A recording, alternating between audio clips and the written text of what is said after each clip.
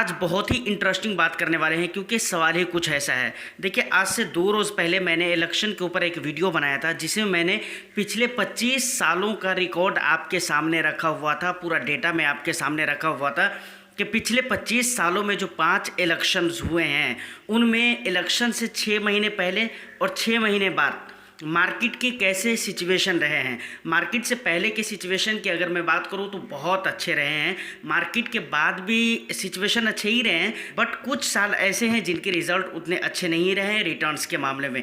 लेकिन ओवरऑल अगर देखा जाए तो इलेक्शन से पहले और इलेक्शन के बाद दोनों ही रिजल्ट बहुत ही अच्छे रहे हैं रिटर्न्स के मामले में। मार्केट ने बहुत अच्छा रिटर्न्स दिया है।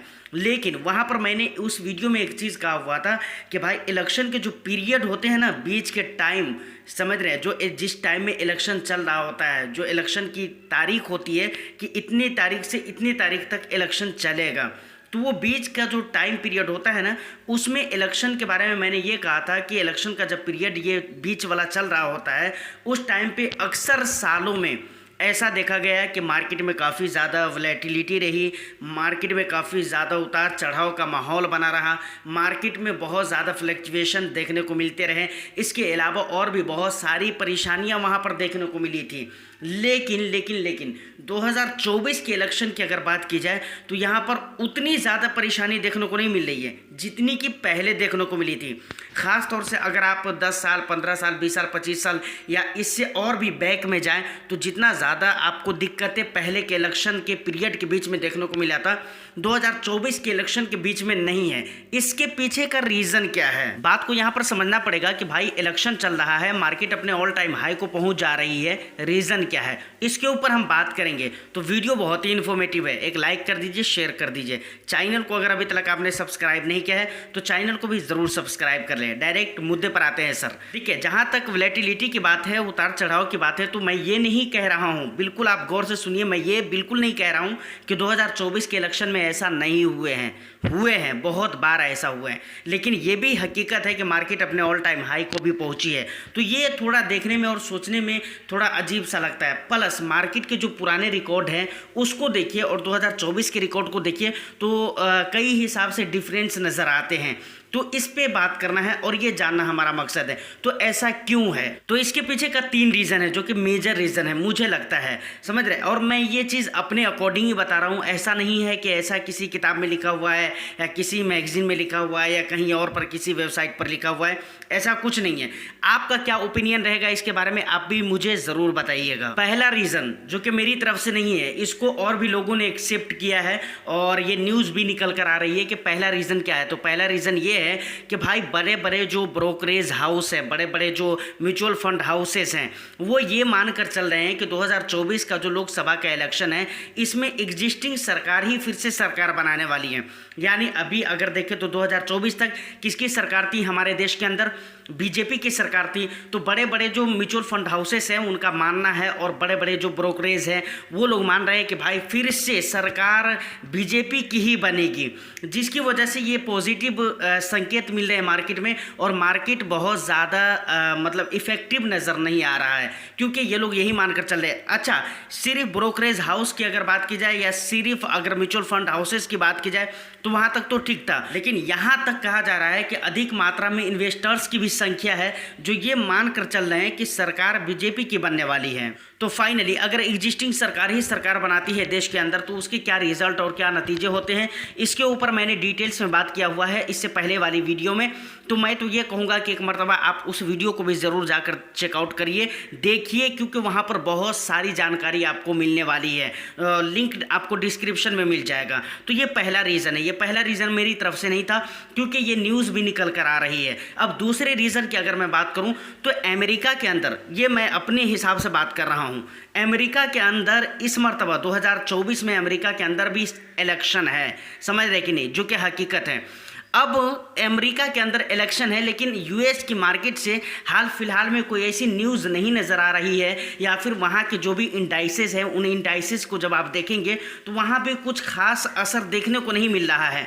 अब यहाँ पर एक चीज़ जो कि आपको पता होना चाहिए कि यूएस की मार्केट से हमारी मार्केट कनेक्टेड रहती है, मतलब यूएस में कुछ भी होता है तो उसका थोड़ा बहुत इम्पैक्ट हमारी मार्केट के ऊपर देखने को मिल जाता है। तो यूएस की मार्केट बिल्कुल फ्रेश चल रही है, जबकि वहाँ भी 2024 के अंदर इलेक्शन होने वाला है, जो कि हकीकत है। तो असर पड़ना चाहिए, कुछ असर दिखना चाहिए, लेकिन उधर से भी कुछ असर नहीं दिख रहे हैं, मतलब पॉजिटिव सिग्नल्स उधर से भी मिल रहे हैं। तो ये दूसरा रीज़न है जिसकी वजह से 2024 का जो हिंदुस्तान का लोकसभा का इलेक्शन है, इसकी वजह से स्टॉक मार्केट पे बहुत ज़्यादा असर देखने को नहीं मिलता है। अब अगर मैं तीसरे रीज़न की बात करूं तो बहुत मेन रीज़न है, और ये बिल्कुल पूरी तरह से मैं अपनी सोच के हिसाब से बता रहा हूं। वो रीज़न क्या है?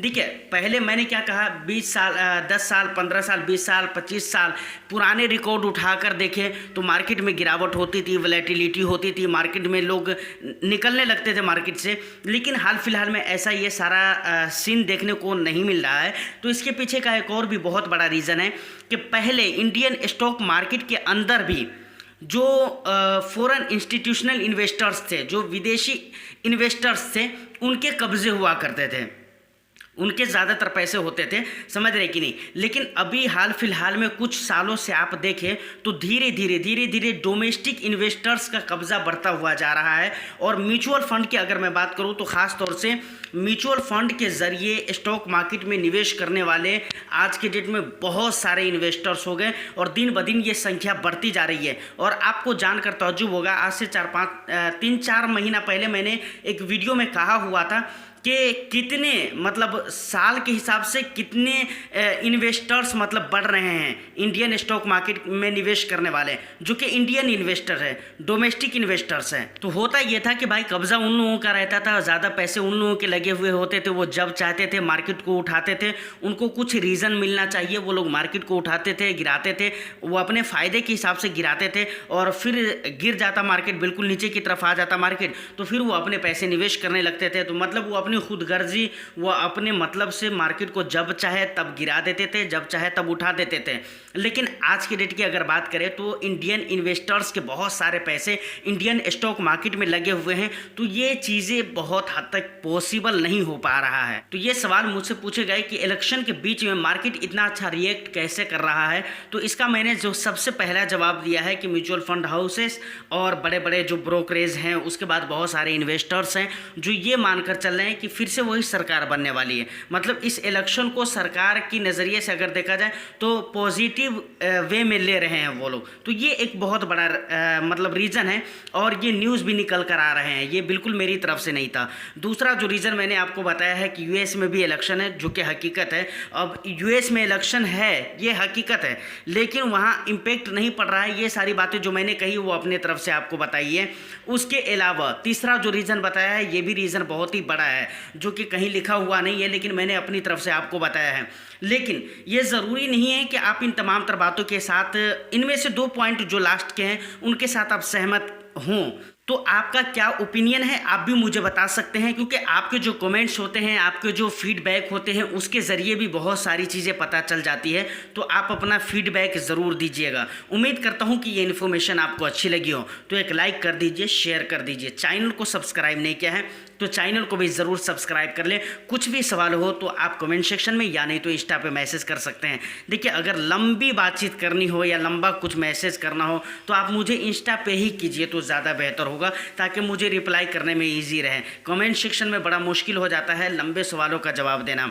फिर मैं मिलता हूँ किसी नेक्स्ट एंड इंटरेस्टिंग वीडियो में। जब तक के लिए all the best. Thank you for watching.